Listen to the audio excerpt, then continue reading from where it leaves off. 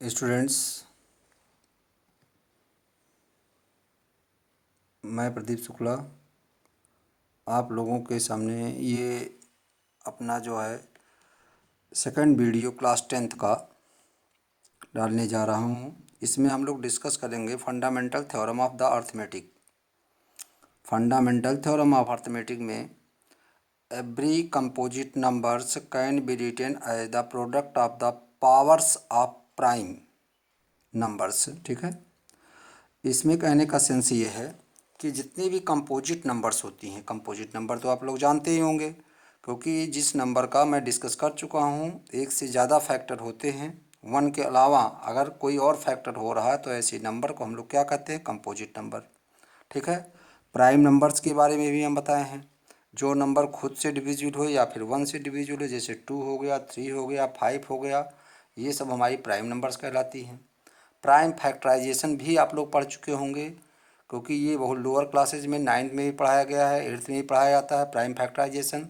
अगर किसी नंबर को हम लोग इस तरीके से फैक्टराइज करते हैं कि उसमें से प्राइम नंबर्स आते हैं तो उसको हम प्राइम फैक्टराइजेशन कहते हैं स्टूडेंट।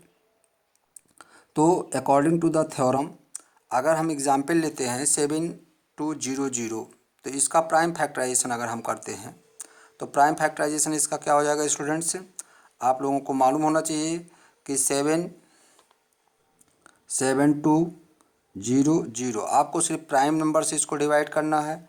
जैसे हम 2 से अगर डिवाइड करते हैं इसको, तो ये हो जाएगा 2 और यहाँ पे हो जाएगा 3600। इसको डिवाइड करते हैं स्टूडेंट्स, तो ये हो जाएगा फिर से 2, यहाँ पे हो जाएगा 1800। फिर से डिवाइड करते हैं 2, ये हो जाएगा 900। इसको डिवाइड करते हैं, ये हो जाएगा हमारा 3 और यहाँ पे हो जाएगा कितना 100। ठीक है, और फिर से 300 हो जाएगा, और इसको डिवाइड करेंगे तो हो जाएगा हमारा 3 और फिर से हो जाएगा 100। और 100 का तो आप लोग जानते ही हैं, ये हो जाएगा 2 और यहाँ 50, फिर से आपका 2 और यहाँ पे 25, फिर से 5 एंड 5। क्लियर, तो यहाँ पे फिर से डिवाइड करेंगे 5 से और 1 आ जाए। जब लास्ट में आपका 1 आ जाए तो आपका फैक्टराइजेशन कंप्लीट हो जाता है। ठीक है, यहाँ पे हम जितनी भी नंबर यूज कर रहे हैं, सब हमारी जितनी भी नंबर स्टूडेंट्स हम लोग यूज कर रहे हैं, सब हमारे प्राइम नंबर्स हैं। ये जितनी भी नंबर्स ले रहे हैं हम, ये प्राइम नंबर्स हैं। यहाँ पे ऑर्डर आप इधर उधर कर सकते हैं स्टूडेंट्स। जैसे मैंने यहाँ पे 2 से बाद में यहाँ डिवाइड किया, आप चाहे तो यहीं पे डिवाइड कर लेते, बाद में 3 से डिवाइड करते। ऑर्डर कोई मायने नहीं रखता है, ये मैं बताना चाहता हूँ यहाँ पे। इसको हम लोग फैक्टर ट्री भी कहते हैं स्टूडेंट्स, इसको हम लोग फैक्टर ट्री भी कहते हैं। तो कभी कभी वहाँ बनाने को बोर्ड में आ जाता है कि what is the factor tree. तो अगर आप प्राइम फैक्टराइजेशन किसी नंबर का करते हैं तो वही आपका फैक्टर ट्री होता है स्टूडेंट्स। यहाँ पे अगर हम 7200 को लिखना चाहें तो that can be written as 2 आपका कितने टाइम्स आ रहा है, 1 2 3 4 5 टाइम्स आ रहा है, तो इसको लिख सकते हैं हम लोग 2 पावर 5 इंटू, फिर 3 कितनी बार आ रहा है, 2 टाइम्स आ रहा है, तो इंटू 3 पावर 2। 5 कितने टाइम्स आ रहा है, 2 टाइम आ रहा है स्टूडेंट्स, तो इसको लिख सकते हैं 5 पावर 2। ये मेरा हो गया प्राइम फैक्टराइजेशन, क्योंकि इसमें जो फैक्टर्स हम यूज कर रहे हैं वो 2 3 और 5 ही सिर्फ यूज कर रहे हैं। ओके, हम ऑर्डर इसका इधर उधर कर सकते हैं, उससे इसके फैक्टराइजेशन के ऊपर कोई असर नहीं पड़ेगा। जैसे इसी को हम लिख दें अगर 3 power 2 into 2 power 5 into 5 power 2, same आपका रिजल्ट निकलेगा। ऑर्डर इधर उधर करने से प्राइम फैक्टराइजेशन के ऊपर कोई इफेक्ट नहीं पड़ता है, पहली बात तो ये जानिए। ऊपर से यहाँ पे हम इसी थ्योरम को दूसरे तरीके से भी डिफाइन कर सकते हैं।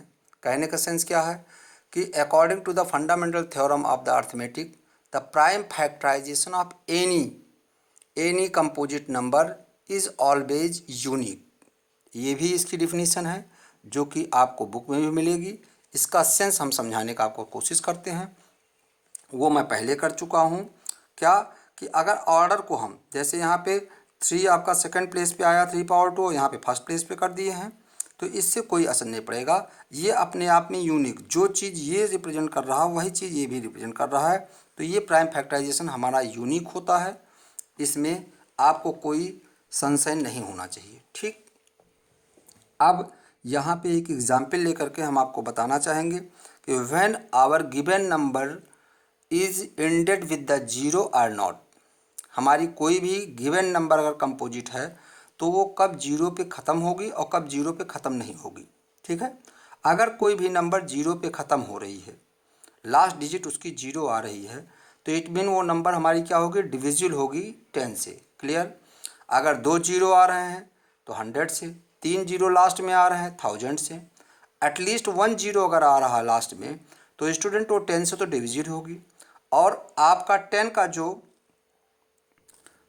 जो प्राइम फैक्टराइजेशन होता है वो 2 × 5 होता है। ये आपको मालूम होना चाहिए, आपको जानना चाहिए कि 10 का प्राइम फैक्टराइजेशन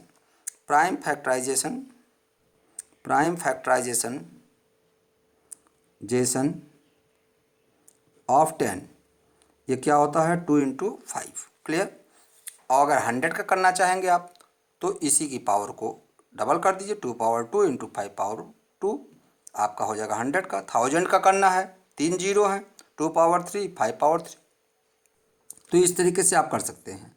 तो अगर किसी भी कंपोजिट नंबर की लास्ट डिजिट आपकी जीरो आ रही, कम से कम एक जीरो, तो पक्का है उसके प्राइम फैक्टराइजेशन में 2 और 5 दोनों आना चाहिए।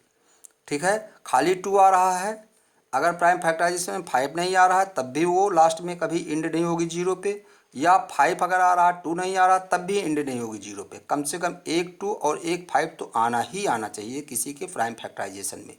स्टूडेंट्स, ये क्लियर हो गया। अब एग्जाम्पल यहाँ पे एक लेते हैं। एग्जाम्पल क्या ले रहे हैं हम, एग्जाम्पल ले रहे हैं हम 4 पावर n।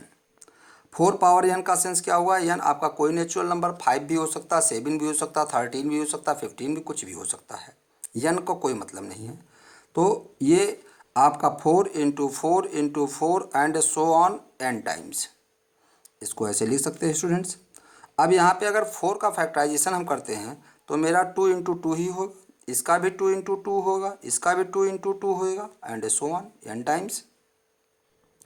तो आप देख रहे हैं कि इसमें कहीं भी आपका 5 नज़र नहीं आ रहा है, इसके प्राइम फैक्टराइजेशन में कहीं पे 5 नज़र नहीं आ रहा है, आप देख रहे हैं। ठीक है, इसलिए ये आपकी नंबर जो 4 पावर n होगी ये कभी भी जीरो पे एंड नहीं होगी। ठीक है, तो यहाँ लिखेंगे क्या कि since 4 power n does not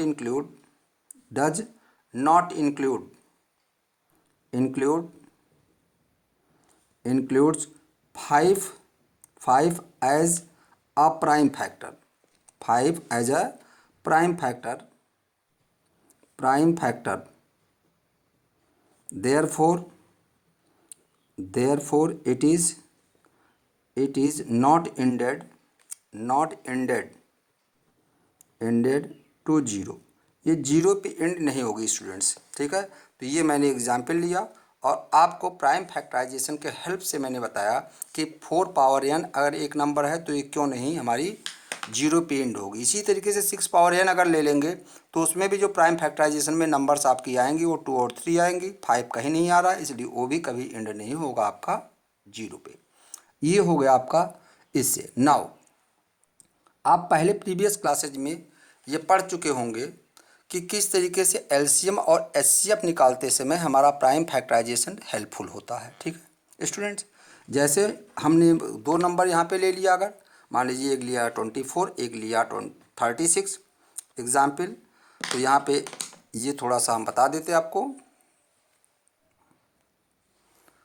students. यहाँ पे एग्जाम्पल मैंने लिया 24 एंड 36, 2 नंबर्स हैं, इनका एचसीएफ भी है और एलसीएम भी निकालना है। Easily you can see that 24 can be make the prime factorization as 2 × 2 × 3 and 36 can be factorized as 2 × 2 × 3 × 3। आप जानते हैं कि HCF का मतलब क्या होता है, what do you mean by HCF and what do you mean by LCM, ये अच्छी तरीके से आप लोग जानते हैं क्योंकि आप प्रीवियस क्लासेज में इसको पढ़ चुके होंगे। HCF का मतलब होता है हाईएस्ट कॉमन फैक्टर। तो हाईएस्ट सबसे ज़्यादा से ज़्यादा कितने कॉमन फैक्टर इसमें मिल जा रहे हैं वो आपका है, यहाँ पे क्या है 2 इसमें भी है, इसमें भी है, ये भी 2 इसमें भी है, इसमें भी है। ठीक है, और स्टूडेंट्स 3 भी है आपका, एक 3 भी मिल रहा है। तो मैक्सिमम जो कॉमन फैक्टर्स मिल रहे हैं वो 2 और फिर 3। तो यही आपका एचसीएफ हो जाएगा 2 into 2 into 3 that's equal to 4 3 जा 12। और एचसीएफ एक ऐसी नंबर होती है जो गिवन नंबर को डिवाइड करती है। 12 से आपका ए भी नंबर डिवाइडेड है, ए भी नंबर डिवाइडेड है, या 12 जो होता है वो आपका हाईएस्ट कॉमन फैक्टर होता है। इससे बड़ी कोई नंबर दोनों को नहीं डिवाइड कर सकती है। ठीक है। एलसीएम क्या होता है? Least common factor, least common factor. ठीक है। तो इसमें देखिए 2 मैक्सिमम कितनी बार आ रहा है? 3 टाइम्स आ रहा है। और इसमें मैक्सिमम 2 टाइम आ रहा है, तो मैक्सिमम 2 इसमें आ रहा है। तो यहाँ पे लिख देंगे 2 इंटू 2 इंटू 2 और 3। स्टूडेंट्स इसमें एक ही बार आ रहा है, इसमें 2 बार आ रहा है, तो इसलिए यहाँ पे 2 बार लिख देंगे 3 इंटू 3। तो आपका जो एलसीएम आएगा वो 8 into 9 72 and 72 is the least number. 72 is the least number which can be divided by 24 and 36 both। इसी को हम लोग कहते हैं एलसीएम। और आपने एक रूल और पढ़ा होगा इसमें कि if you have given the 2 numbers then HCF multiplied by LCM is equal to first number multiplied by second number. ये आपने पहले पढ़ा होगा। तो स्टूडेंट्स अगर आपको 2 नंबर यहाँ पे 4 आपके अननोन हुए, एक अननोन ये हुआ, एक अननोन ये हुआ, एक अननोन ये, एक अननोन ये, 4 अननोन हुए। अगर आपको कोई भी 3 अननोन दिया है तो आप चौथा अननोन बहुत आराम से इसमें निकाल सकते हैं स्टूडेंट से। ओके। तो ये हो गया आपका किस तरीके से हम लोग एचसीएफ और एलसीएम से रिलेटेड सम करेंगे जब हमको दिया जाएगा इस एक्सरसाइज में। स्टूडेंट्स एक और एग्जाम्पल लेते हैं। यहाँ पे explain why 7 into 6 into 5 into 3 into 2 into 1 plus 5 is a composite number. ये शो करना ये क्यों कंपोजिट नंबर है। स्टूडेंट्स मैं पहले बता चुका हूँ, अगर आपका किसी नंबर में एक से ज़्यादा फैक्टर आते हैं तो हम कहते हैं कि वो मेरी कंपोजिट नंबर है। आप इजीली देख सकते हैं कि यहाँ पे इस एक्सप्रेशन में 2 पार्ट हैं।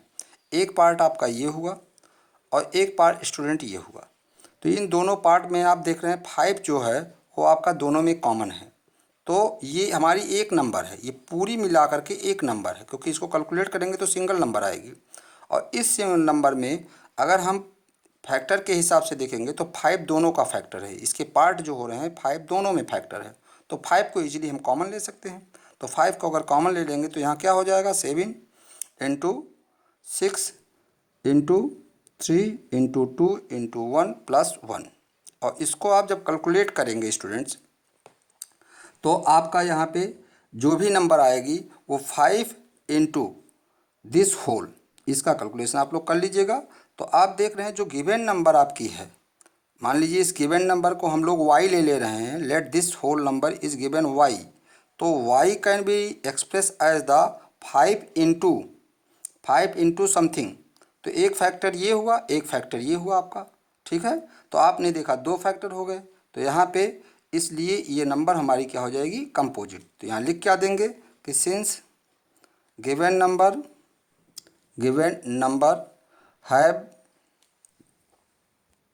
Students since given number have more than 1 factor, एक फैक्टर ये एक फैक्टर ये, therefore it is called composite number.